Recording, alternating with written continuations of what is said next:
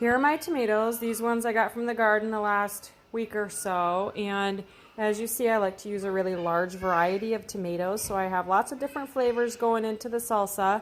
I already took these. I just grab them and I core the ones that have bigger cores on them. And then I use my paring knife. And I use the paring knife also to make an X on the bottom of my tomatoes. And then I throw them in a pot of boiling water over here. These are actually my water bath canning pots that I have ready and hot, and I just use the water beforehand as it's hot to peel my tomatoes and stuff. So there's that. I throw them in there for a couple seconds, then I bring them over here my ice bath, which is now lukewarm because of all the tomatoes that are in it. And now I'll peel the tomatoes and I'll throw the skins in the scrap bin because I didn't wash them or anything first, so I won't keep them. But throw them in the wash bin and then I will chop them for salsa.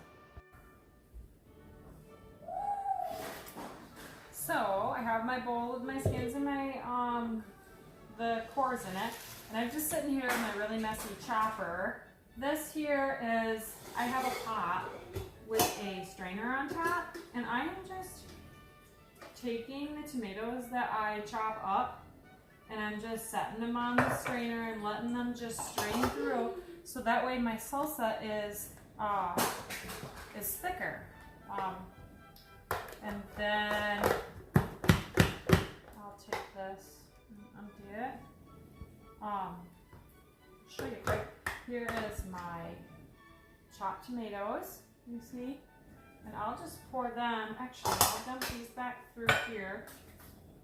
And then I'll just pour them onto here and I'll let them strain for a bit. And I have this measuring cup. It's a glass one, so I can see how many cups that I have of, how many cups I have of my tomatoes here so far. So the recipe that I am using calls for 10 cups of chopped tomatoes. So I just did a ton in my sink here, just some of the tomatoes that I have, and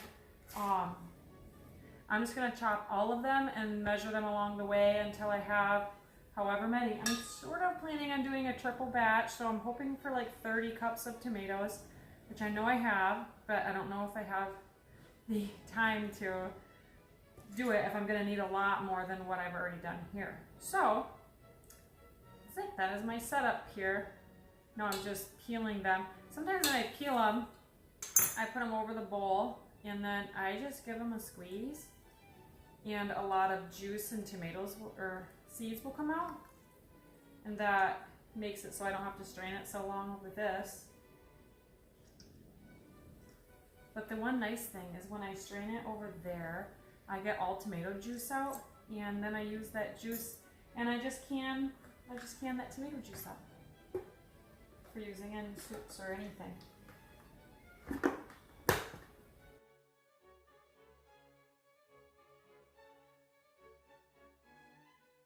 Here we are. This is an 8-cup measuring cup, and the line is right here, and I got it completely full, so I'd say that's 10 cups there of strained tomatoes.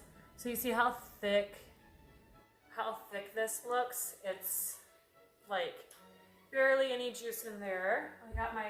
I'll dump it in that huge pot in a minute, but when you strain your tomatoes out, here's some of the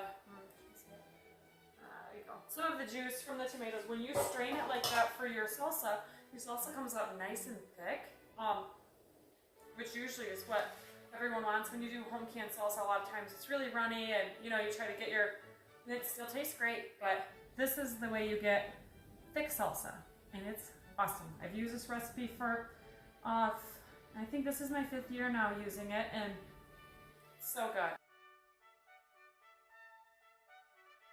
The salsa is coming along really good. It is done now. I had to put it on the stove after I combined all the ingredients, and you let it boil or simmer for 10 minutes, and then it's good to go. I did a little taste testing. It's pretty good. It's hard to tell when it's still hot how it's going to taste in the end, especially after it sits for a couple weeks in the jars. It gets better. So I'm going to just start jarring it up. I did a triple batch, and so it's about this high on my pan, so I couldn't have done 4. Glad I didn't try, because I would have been a little bummed to get more dishes dirty. But here we go.